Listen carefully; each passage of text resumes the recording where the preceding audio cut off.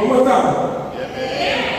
Nos hemos gozado desde el inicio con las oraciones, con las alabanzas, y ahora seguimos adorando al Señor a través de la predicación de su palabra.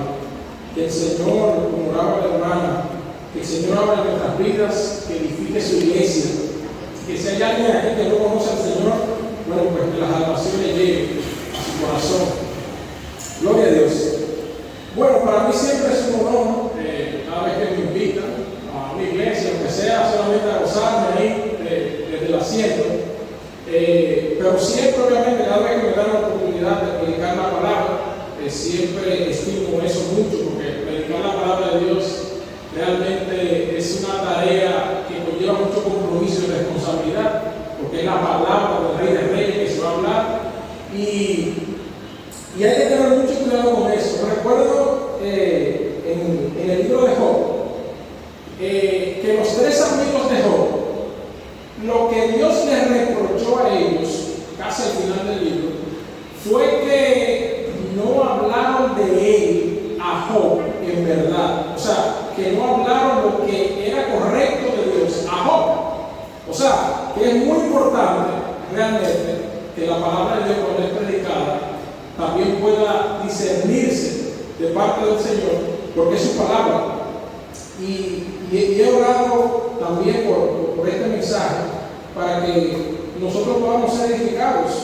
Y yo mismo me sentía confrontado al preparar este mensaje, por lo que el Señor nos llama a cada uno de nosotros a hacer.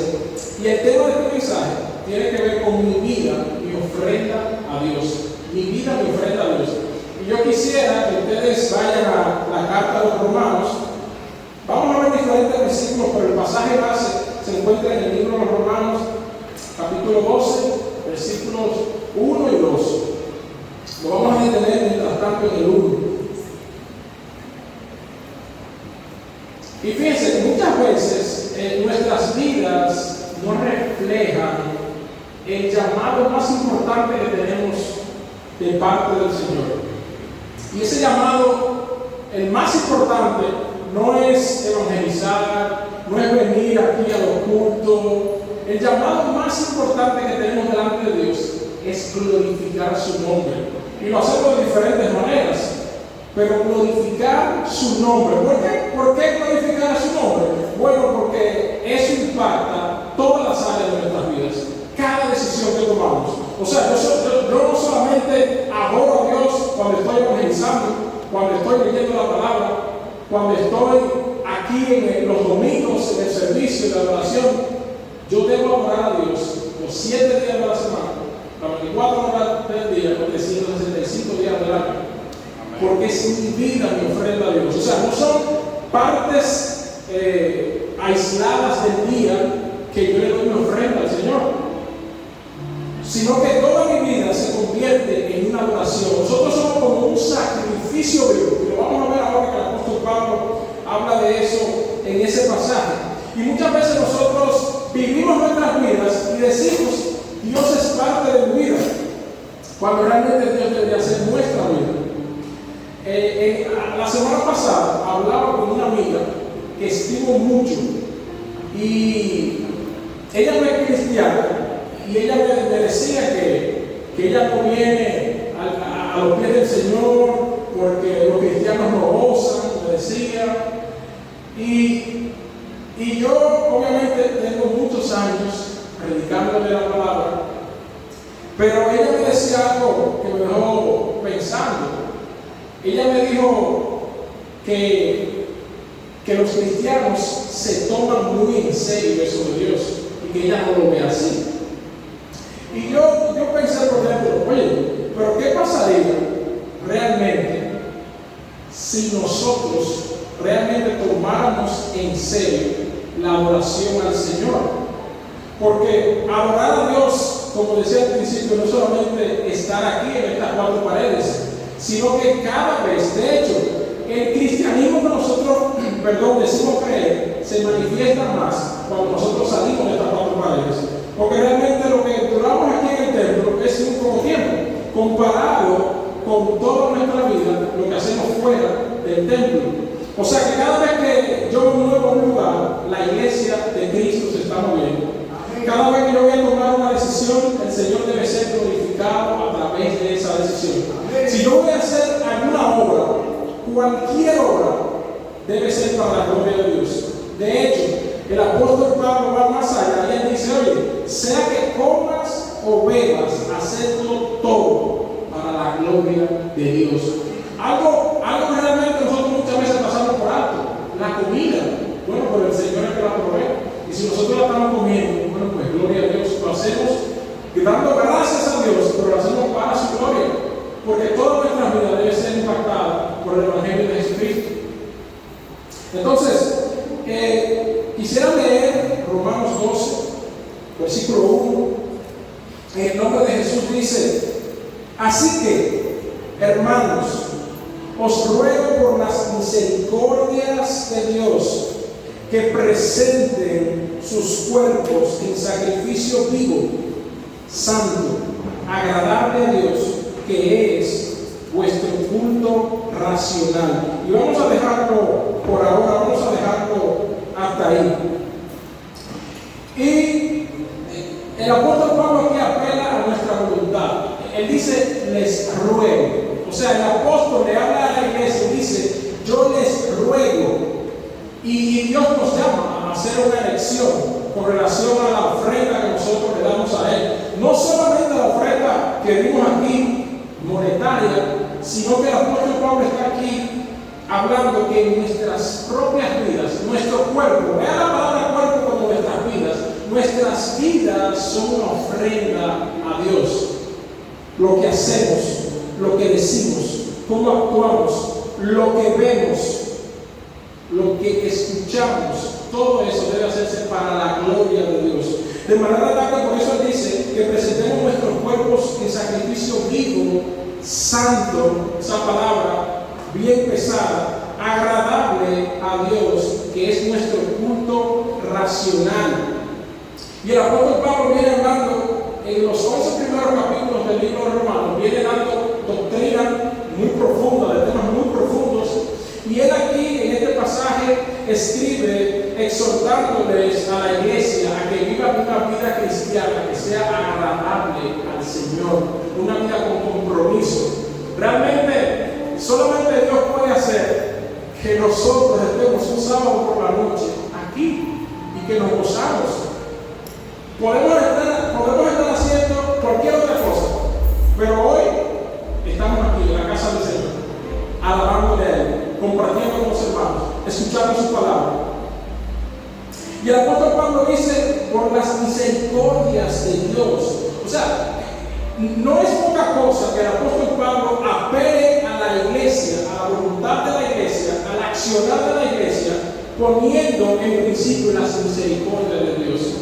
Hermano, ¿tú crees que Dios ha tenido misericordia de ti?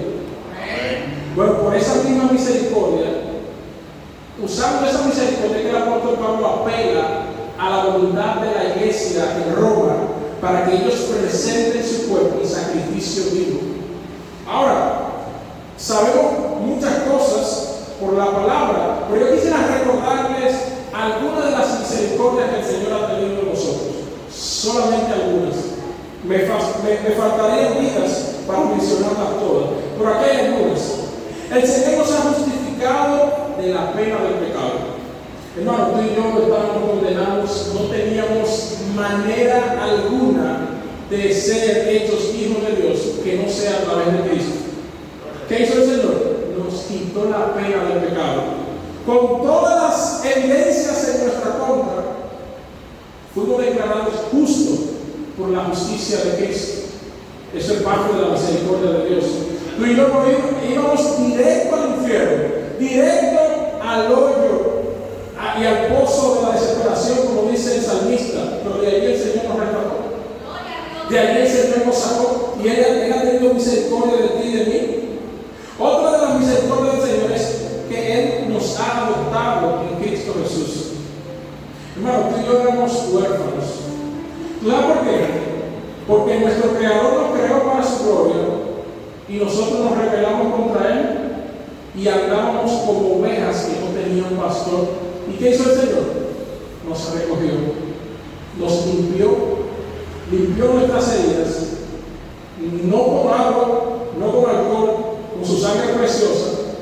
es muy valiosa y nos colocó en el redil, en su redil. Y por eso el salmista dice: Jehová es mi pastor. Porque, hermano, el Señor es nuestro pastor, el pastor de nuestro corazón. Él nos coloca junto a aguas de reposo. Las ovejas necesitan pastos frescos, necesitan aguas frescas para poder crecer saludables. El Señor hace eso con nosotros, hermanos. Por eso Él es nuestro pastor. El Señor nos ha dado de su Espíritu para que more en nosotros. ¿Qué mayor promesa que esa? Que el Espíritu de Dios, la presencia misma de Dios morando en el creyente, y cuando todo creyente se une, imagínense qué puede hacer ese Espíritu de Dios cuando estamos unidos bajo ese mismo Espíritu. El Señor nos da la confianza de no estar separados del amor de Dios. Y ese fue el pasaje que leímos ahorita. ¿Qué decía el pasaje que leímos ahorita? Romanos 8:38, leyó el hermano. ¿Qué nos separará del amor de Cristo? Tribulación, espada, hambre, frío, desnudez, la vida, la muerte, los ángeles. Nada. Y por si acaso se le quedó algo, el apóstol dice: ni ninguna otra cosa creada nos podrá separar del amor de Dios que es en Cristo Jesús. Y esa seguridad, hermanos, esa seguridad la da el Espíritu de Dios a cada creyente. O sea que eso es parte de la misericordia de Dios. Usted se imagina, hermano, que cada vez que usted peca, usted ponga en duda la salvación tan grande que Dios le ha dado. Nosotros nos volveríamos locos. ¿Por qué? Porque no somos perfectos, pero su gracia nos ha salvado. Yo quiero recordarte, hermano, que si nosotros estamos aquí hoy es porque la gracia del Señor nos ha alcanzado. Nos ha alcanzado y nos tiene de pie. Y aunque muchas personas quizás no entiendan, porque realmente para entender el gozo que el Señor nos ha dado, eso hay que vivirlo. Muchas veces con palabras no podemos expresar eso. La gente tiene que vivir realmente la gracia salvadora de Dios. ¿Qué significa ser amado de Dios? Y eso es parte de la misericordia del Señor. Teniendo todas estas cosas en cuenta y muchas más, es que el apóstol Pablo apela a la voluntad de la iglesia. Presente su cuerpo en sacrificio vivo por las misericordias de Dios, porque el Señor te ha salvado, porque el Señor ha derramado toda su sangre en la cruz del Calvario, porque cuando Él estuvo allí, Él dijo: consumado es. Y desde ese momento, hermano, ¿ven? La salvación está abierta para todo aquel que tenga. Y dice que presente nuestro cuerpo en sacrificio vivo. Miren, la Biblia, el Nuevo Testamento, fue escrito en el idioma griego. Y para el griego y la persona de esa época, hablar de presentar el cuerpo en sacrificio vivo era algo bien chocante, porque los griegos veían la materia, lo material, nuestro cuerpo lo veían como algo inmundo, como algo que realmente no valía la pena. Ellos solamente eran lo espiritual. Y cuando el apóstol Pablo dice que presentemos nuestro cuerpo en sacrificio vivo, es algo chocante, porque para ellos la materia era mala, y ese era el pensamiento de la época. Pero yo quiero recordar que en el Antiguo Testamento, cuando se iba a ofrecer sacrificios por los pecados, ¿qué se llevaba al templo? Una vez al año se llevaba un sacrificio, un cabrito, no más de un año, en perfectas condiciones, y eso se ofrecía. El sacerdote obviamente tenía que hacerlo, y tenía que hacer eso por todo el pueblo, una y otra vez, año tras año. Ese ritual tenía que hacerse año tras año. Y no solamente el sacerdote lo hacía por el pueblo, sino que él primero tenía que purificarse, porque para entrar al lugar de sacrificio no podía entrar sucio, porque si no se quedaba ahí mismo. Él tenía que purificarse, porque el servicio que le estaba haciendo a Dios era algo realmente de mucho compromiso, de mucho valor, de mucha responsabilidad. Hermano, y eso no ha cambiado todavía en el 2024. Cada vez que nosotros hacemos un servicio a Dios, debe hacerse de igual manera, con la misma pasión, con la misma devoción, con el mismo compromiso de que nosotros estamos delante del Señor. Entonces, bajo este antiguo pacto, realmente se ofrecían esos animales, pero ahora el apóstol Pablo, filtrando ese mensaje por la cruz de Cristo, él nos dice: ya no es el macho cabrío, ya no es la ovejita, ya no es la paloma, ahora son ustedes el sacrificio a Dios. Son ustedes que cada día deben sacrificarse y presentar agradables delante del Señor, en todo el sentido de la palabra. ¿Y cuántas veces nosotros le entregamos lo defectuoso al Señor?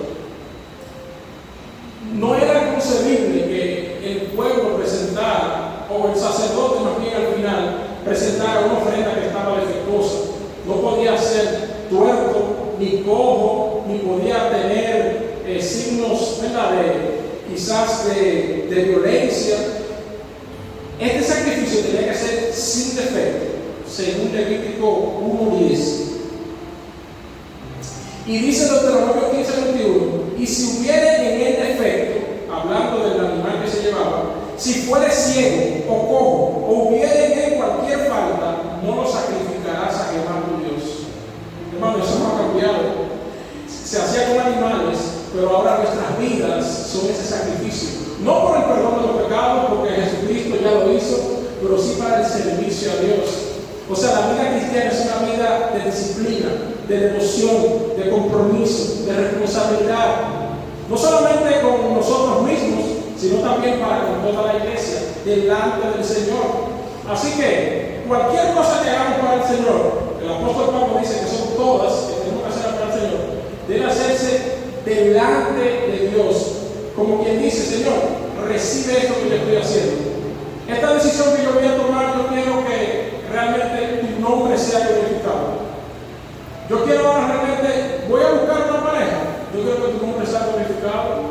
Yo no solamente me voy a fijar en lo externo, no solamente me voy a fijar en lo que el mundo se fija. Yo quiero realmente agradarte a ti, porque es una ofrenda que te estoy dando, mi vida. Dice el apóstol Pablo que es el culto racional, es el culto racional. Y esa palabra racional es la palabra de donde viene la palabra logos en el griego, y significa que es nuestro culto en plena conciencia. O sea, la vida que nosotros estamos viviendo delante del Señor no es una vida mecánica.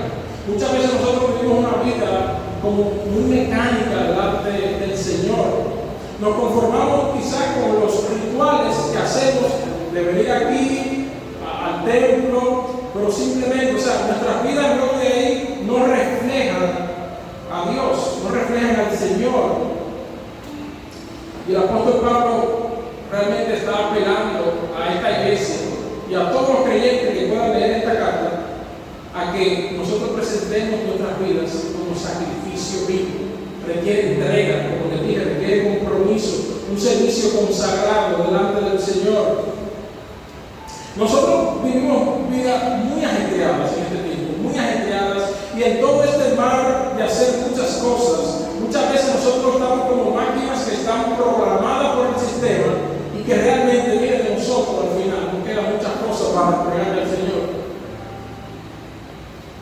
Si queremos ofrecer nuestra vida completa a Dios, tenemos que aprender a manejar nuestro tiempo.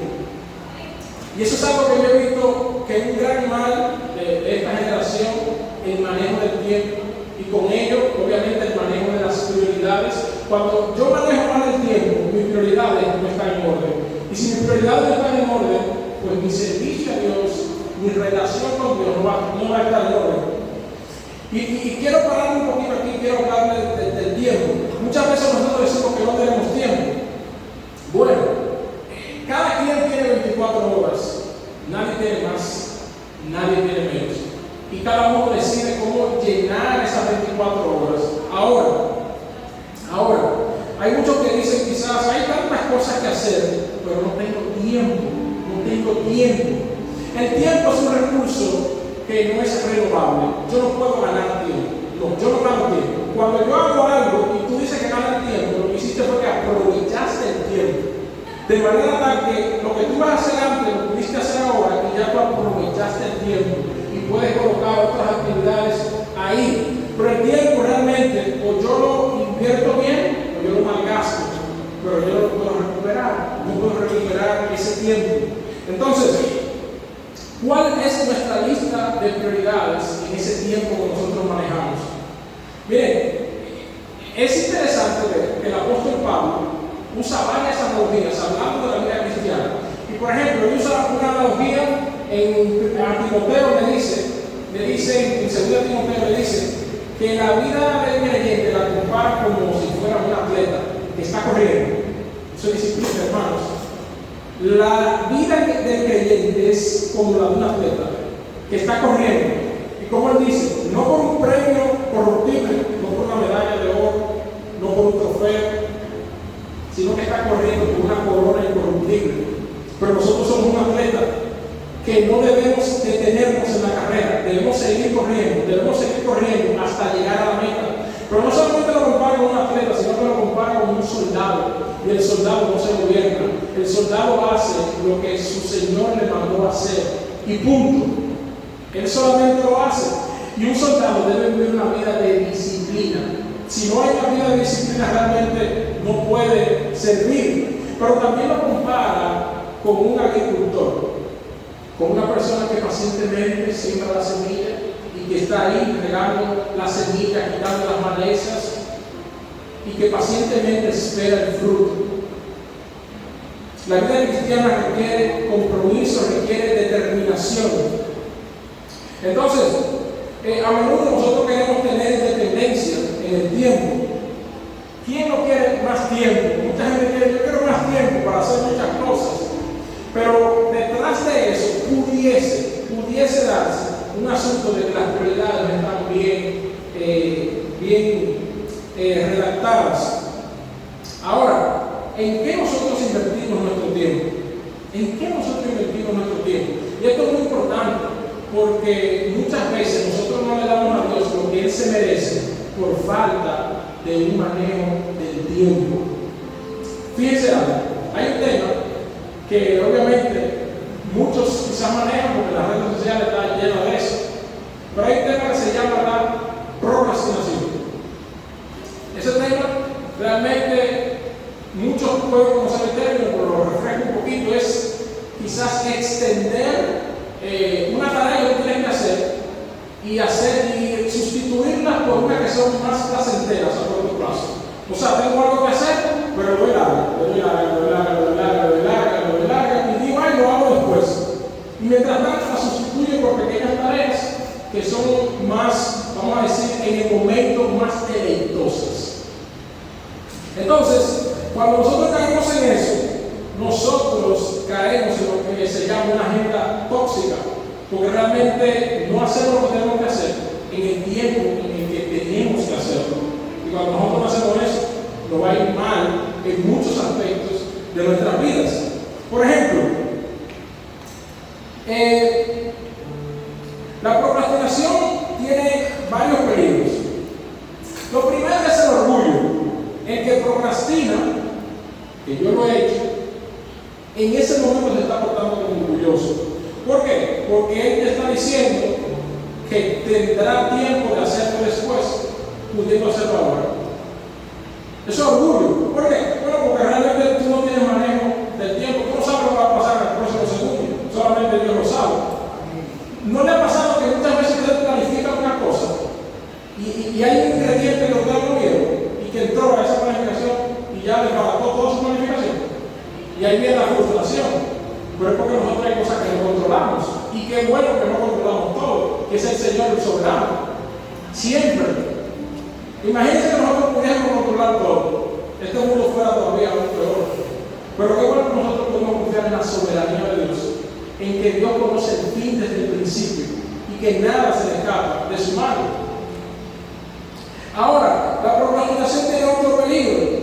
Y es que las tareas fáciles las hace difícil y las difíciles las hace imposible. Cuando tú renegas mucho una tarea fácil, le da larga, cuando tú la quieres venir a hacer, ya tú no tienes tiempo. Y cuando tú no tienes tiempo, tú haces un trabajo mediocre. Y eso muchas veces nosotros lo hacemos. Y las que son difíciles, ni hablar. Porque si tú las renegas tanto y las postergas tanto, cuando tú lo vayas a hacer, entonces realmente no tendrá mucho valor por lo que tú vas a entregar. Alguien ha dicho acerca de la procrastinación que es como la tarjeta de crédito. Es muy divertida hasta que te llegue el estado de cuenta. Y eso es muy peligroso. Yo creo que nosotros debemos pedirle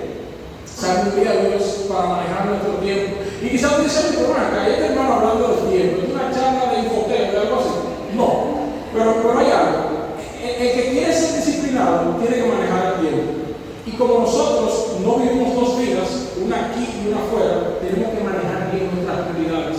Para nosotros ofrecerle algo a Dios, para ofrecerle un servicio a Dios que realmente sea santo, que sea agradable, que sea realmente, que venga con peso, con valor delante del Señor. No ha cambiado nada del Antiguo Testamento, ahora solamente cambió la ofrenda. La ofrenda ya no es un macho cabrío, la ofrenda somos nosotros. Y nosotros tenemos que siempre estar en la presencia de Dios, siendo y entregando un servicio sin defecto delante del Señor. Se puede, porque Él nos ha dado el Espíritu Santo que nos guía, que nos instruye, que nos redarguye, que está ahí diciendo las cosas que tenemos que hacer, su palabra. Y el tiempo de Dios es perfecto. Dice la palabra en Eclesiastés que todo lo hizo hermoso a su tiempo. Hermano, todo lo hizo Dios hermoso a su tiempo, todo lo hizo hermoso a su tiempo. Cada cosa tiene su tiempo. Dice Salomón que hay tiempo de regar, hay tiempo de sembrar y hay tiempo de recoger lo plantado. Hay tiempo de llorar, hay tiempo de reír. Todo tiene su tiempo debajo del sol. Y si el Señor ha señalado un tiempo para todo, nosotros tenemos que aprovechar eso.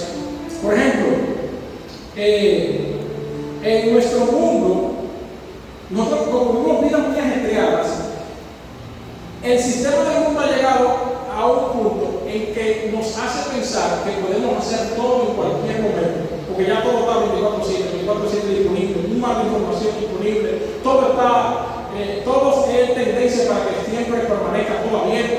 Es como que nosotros podemos hacer todo en cualquier momento, pero nosotros nos agotamos, nosotros necesitamos realmente.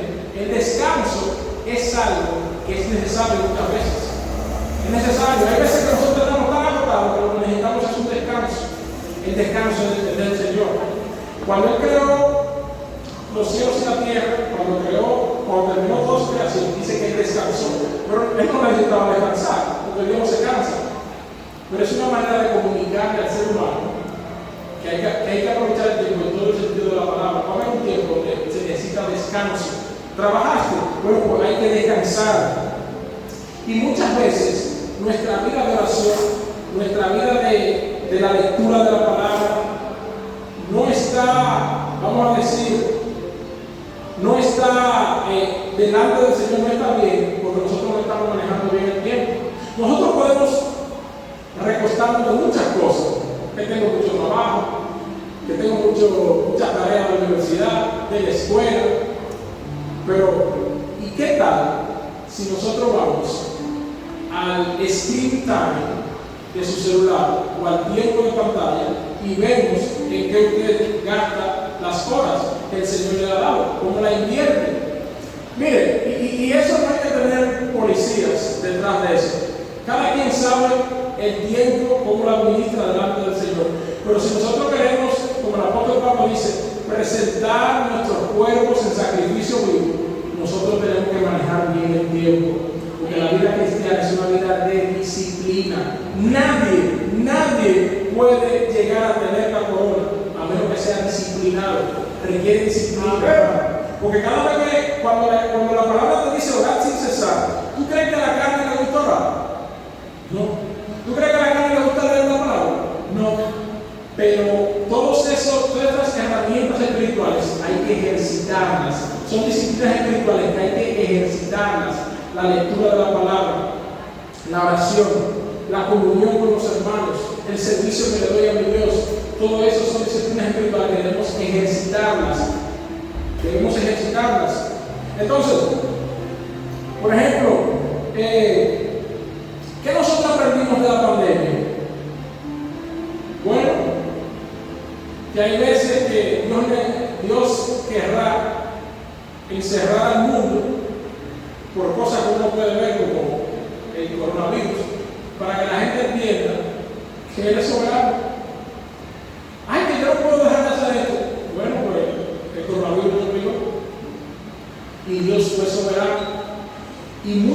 personas en la pandemia entendieron la soberanía de Dios. Por ejemplo, el Salmo 92 le dice: Señor, enséñanos a contar nuestros días de tal manera que traigamos al corazón sabiduría. Cada día que pasa es un aprendizaje de parte del Señor. Cada día que pasa el salmista le dice: enséñame. Y eso habla de humildad. Nosotros necesitamos ser enseñados. Nosotros necesitamos que Dios nos enseñe a que cada día nosotros podamos adquirir sabiduría. Una de las grandes tragedias de esta generación es que tienen más información que cualquier otra generación, pero tienen menos sabiduría. Tenemos mucha información. Tenemos información por todos lados. Por todos lados. Está ley de un clic, o está ley de una voz. Todo disponible, todo online, todo 24/7. Bibliotecas. Ya no se necesitan bibliotecas de esas que están ahí con los libros físicos. Todo está en la web. Pero hay menos sabiduría. Hay menos sabiduría. Y cuando hay menos sabiduría, los tiempos entonces se ponen más difíciles. Y nosotros somos llamados a ser sal y luz. Y como el principio de la sabiduría es el temor de Jehová, aquella persona que todavía no le sirve al Señor, tiene que empezar viniendo esa sabiduría. ¿Tú quieres ser sabio? Teme a Dios y guarda sus mandamientos, dice Salomón, porque ese es el todo del hombre. Al final Salomón escribió de todas las cosas. Y usted cuando ve que se dice: oye, pero este hombre probó de todo. Y él, ¿qué está diciendo? Vanidad de vanidades. Es aquí. Todo es vanidad. Un hombre que venía de otras naciones a sentarse, a deleitarse, a escuchar su sabiduría. ¿Quién terminó diciendo eso? Y usted y yo no tenemos la sabiduría de Salomón. Usted y yo no tenemos la finanza que tenía Salomón. Y él al final del libro dice: teme a Dios y guarda tus mandamientos, porque este es el fin de todo discurso libre. Al final la gente al final muchas palabras, pero al final lo que tú tienes que llevar es: teme a Dios y guarda sus mandamientos. Si alguien me pidiera a mí, resume el libro de Eclesiastés, yo lo mando en Eclesiastés capítulo 12. Teme a Dios y guarda sus mandamientos, porque ese es el todo del hombre. Entonces, cuando nosotros vivimos vidas piadosas, agradables delante del Señor, nosotros somos como ofrenda. La palabra dice en Efesios: mirad pues con diligencia como andéis, no como necios, sino como sabios, aprovechando bien el tiempo, porque los días son malos y seguirán siendo malos, hermanos. Miren, si usted está orando para que el mundo de manera general mejore, yo entiendo que usted está perdiendo su tiempo. El mundo no va a mejorar. ¿Sabes por qué? Porque es que irá todo de mal en peor. La generación que viene será peor. Ahora, la iglesia es una antorcha, la iglesia es una luz, la iglesia es sal en medio de un mundo que ha perdido su sabor. Hermano, siempre va a haber corrupción, siempre va a haber corrupción, siempre va a haber homicidio, siempre va a haber personas que le van a robar a otros, siempre va a haber naciones contra naciones. Eso ningún humano lo va a detener. Solamente cuando Cristo venga en su reino, instaurar su reino de paz, eso va a cesar. Pero mientras tanto, estamos aquí en el mundo. Pero como dijo Jesús, no somos del mundo. La oración de Jesús fue: no que lo saques del mundo, sino que lo guardes del mundo. Y para eso nosotros estamos aquí. El Señor nos ha guardado. El Señor realmente nos ha dado la victoria a través de Jesucristo. Nosotros no estamos peleando para obtener la victoria. Mira, la victoria ya nos ha sido dada en Cristo Jesús. Nosotros estamos aquí viviendo el propósito de Dios por el tiempo que Él nos colocó en esta tierra. Pero llegará un momento en que Él nos mandará a buscar, o Él mismo se aparecerá en las nubes, como dice Mateo 24, y tocará las trompetas. Y aquellos que han sido lavados con la sangre del Cordero se van a alegrar, se van a gozar de que ya no habrá más llanto, no habrá más sufrimiento, porque el Cordero que quita el pecado del mundo levantará su iglesia y nosotros reinaremos por siempre con Él. Gloria a Dios.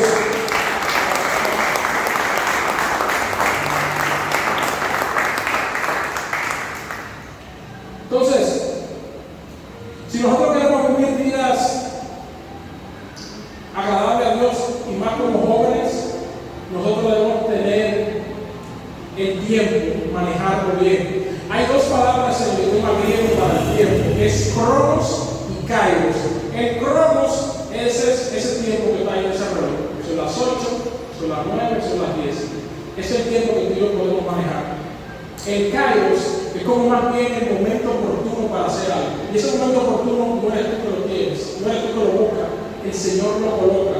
Pero si nosotros no manejamos bien ese cronos, el kairos no llega. Muchas veces nosotros estamos perdiendo el tiempo, estamos perdiendo el cronos y queremos que Dios nos ponga en el kairos de él. Y no puede ser así. Nosotros tenemos que prepararnos, tenemos nosotros que vivir vidas consagradas delante del Señor. Entonces, nuestro mayor ejemplo, Jesucristo, Él no perdió tiempo, Él duró 33 años, no más, no necesitó más para cumplir la voluntad de Dios. Él no viajó tantos kilómetros como se puede viajar hoy en aviones. Su ministerio fue, vamos a decir, comparado con ahora, con todos los países que tenemos, fue corto, en un área geográfica corta. Pero ese plan fue desde el Génesis, o desde antes del Génesis, en la mente de Dios, y ese plan estaba consumado. Y nosotros cuando leemos la palabra vemos que el Señor Jesús llegó perfectamente el plan de Dios el Padre y lo consumó. Y Él dijo en la cruz del Calvario, consumado es. Pero Jesús fue un hombre que no perdía tiempo.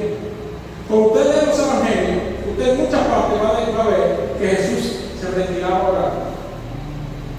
Porque Él sabía que el ministerio terrenal de predicar la palabra, de sanar enfermos y de anunciar el reino de los cielos, no podía hacerlo bajo su propia voluntad. Él tenía que depender del Padre. Y eso era para darnos un ejemplo de que hay que depender de Dios para hacer todo. Si tú y yo queremos hacer la misión de Dios, tenemos que depender del Padre. Tenemos que depender de Él, porque Él realmente es quien nos direcciona. Y yo entiendo que muchas veces nosotros queremos alcanzar grandes cosas, queremos alcanzar grandes cosas terrenales, pero las que realmente el Señor nos ha llamado a hacer, no digo que sean malas, pero cuando no hay un orden en las prioridades, entonces hay un propósito distorsionado. Yo antes de ser ingeniero, yo soy cristiano. Es un cristiano que es ingeniero.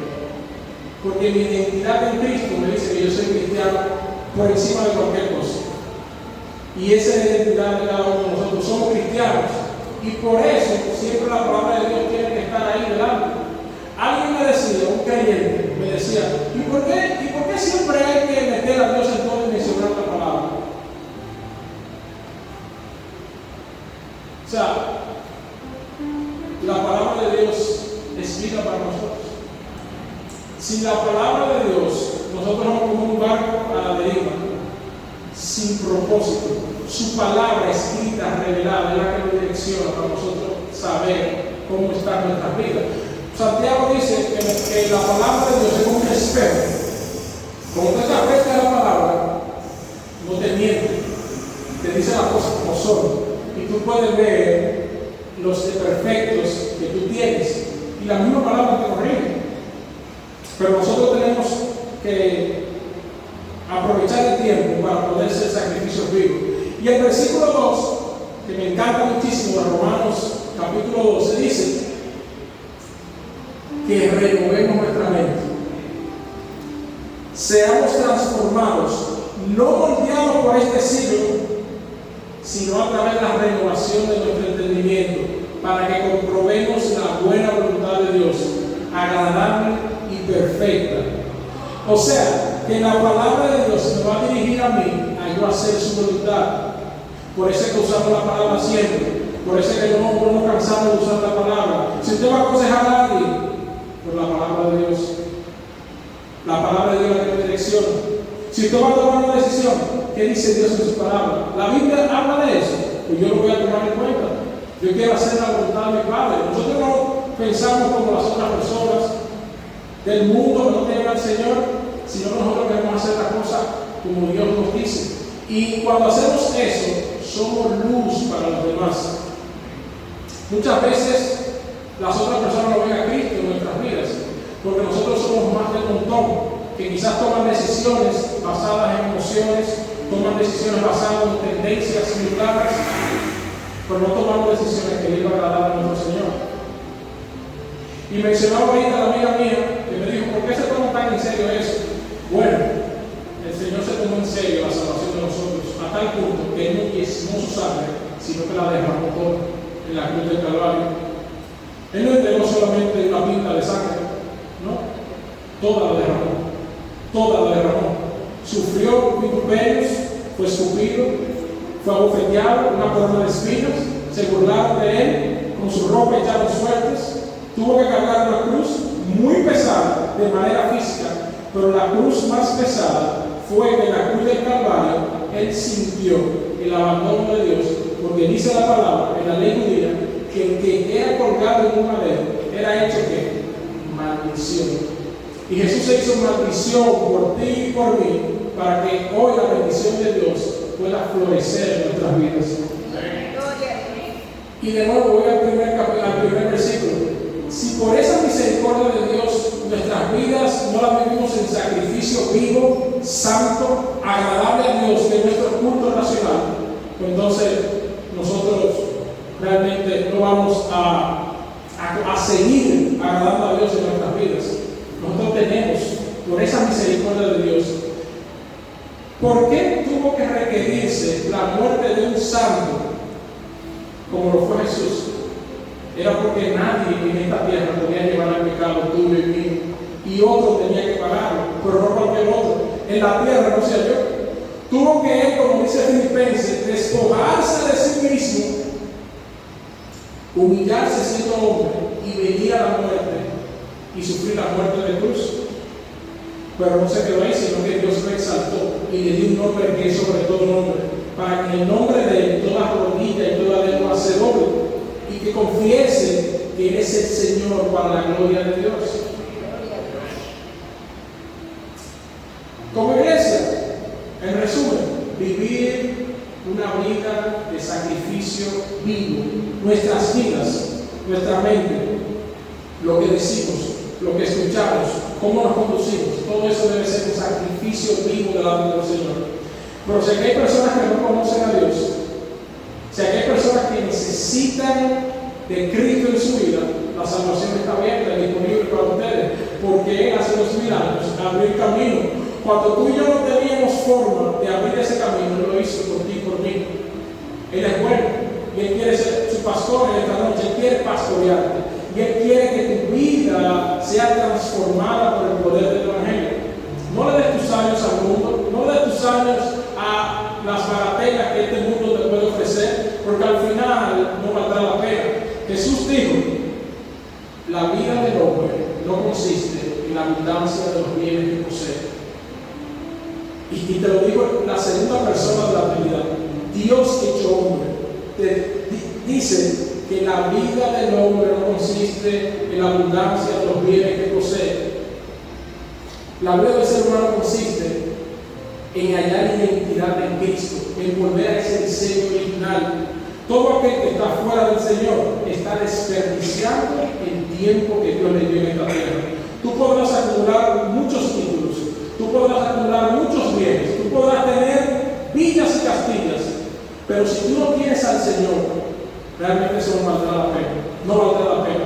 Con Cristo, todo. Sin Él, nada. Nada. Gloria al Señor, gloria al Señor que nos abre nuestros ojos para que nosotros podamos ver el Evangelio. Y realmente quiero finalizar con una pequeña ilustración para los amigos. Hubo una vez un hombre que salió con su hijo, salió a hacer camping, salió a un bosque para pasar tiempo con su hijo ahí, en campamento. Y este hijo parece que se cayó y se le atravesó una pequeña varita aquí. Empezó a botar mucha sangre. Y gracias a Dios el papá lo pudo llevar al médico. Y rápidamente los doctores lo intervinieron. Y cuando él está, obviamente, ahí siendo intervenido, que ya obviamente ha pasado el peligro principal, él levanta su mano al niño y le enseña una ramita que tiene en un dedo. Él levanta la mano y los doctores le quedan como, ¿y qué es? Y hay como una pequeña ramita incrustada en el dedo. Y ellos no le hacen caso a eso, porque ellos estaban prestando atención al problema principal, que era aquí. Muchas veces en nuestras vidas nosotros estamos prestando la atención a problemas que no son los principales. El principal problema del ser humano es que él es enemigo de Dios y le ha dado la espalda a Dios. Tú puedes tener la Biblia abierta en el Salmo 90, tú puedes pensar que estás orando a Dios todos los días, pero hasta que tú no te arrepientas de tu pecado y el Señor cambie tu mente y te dé el corazón de carne, tú no puedes hacer la voluntad de Dios. Porque somos incapaces de hacerla, a menos que el Espíritu de Dios venga a morar en nosotros. No dejes que te engañen. Para tú ser hijo de Dios, el Señor tiene que aceptarte. Y Él te acepta si tú te arrepientes. Como cada uno de nosotros, muchos de los que estamos aquí, lo ha hecho. Arrepentimiento y fe. Eso es lo que el Señor quiere. Dice su palabra que en un corazón contrito y humillado, Él no lo desprecia. Y si nosotros entramos por la puerta de la gracia, también si tú estás aquí sin el Señor, Él te invita a entrar por esa misma puerta. Todos son bienvenidos. Eso es lo bueno del Señor, que Él no echa fuera a nadie. No hay favoritismo, todos son bienvenidos.